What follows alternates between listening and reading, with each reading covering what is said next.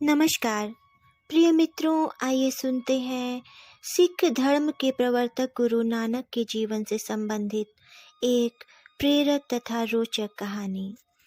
सिख धर्म के प्रवर्तक गुरु नानक घूमते हुए अपने शिष्यों के साथ किसी गांव में पहुंचे। उस गांव के लोग बहुत ही उदार और सज्जन प्रवृत्ति के थे। वहां साधु संतों का बड़ा आदर किया जाता था।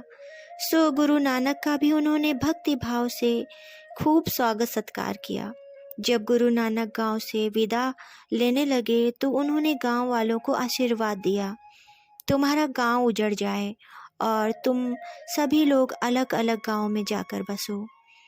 यह सुनकर उनके शिष्यों को बड़ा आश्चर्य हुआ। वे सोचने लगे, इस गांव के लोग कितने उदार और मिलनसार हैं, फिर भी गुरुजी आशीर्वाद न देकर इस तरह श्राप क्यों दे रहे हैं। कुछ दिनों बाद गुरु नानक उन्हीं शिष्यों के साथ घूमते हुए किसी दूसरे गांव में पहुंचे। उस गांव के लोग बड़े ही स्वार्थी और उपद्रवी प्रवृत्ति के थे। गांव के लोगों ने स्वागत सत्कार तो दूर, गुरुजी को बैठने तक को नहीं कहा, पर इसका गुरु नानक ने तनिक भी बुरा नहीं माना। उन्होंने गांव वालों को आशीर्वाद दिया, तुम्हारा गांव आबाद रहे, तुम लोग सदा इसी गांव में बने रहो।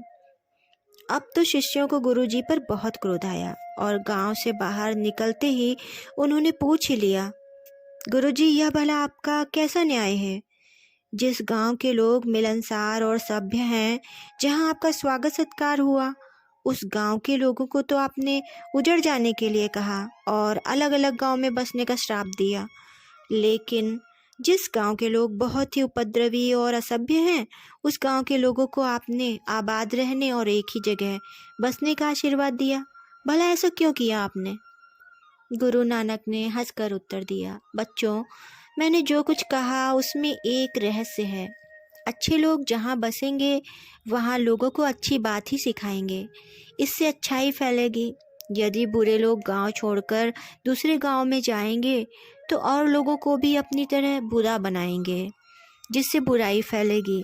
इसलिए मैंने अच्छे आदमियों की बस्ती को उजड़ जाने के लिए कहा, जिससे वे चारों ओर फैल जाएं, और बुरे आदमियों को एक ही गांव में जम कर बसने के लिए कहा, जिससे कि वे अपने दुर्गुणों का प्रचार न कर सकें।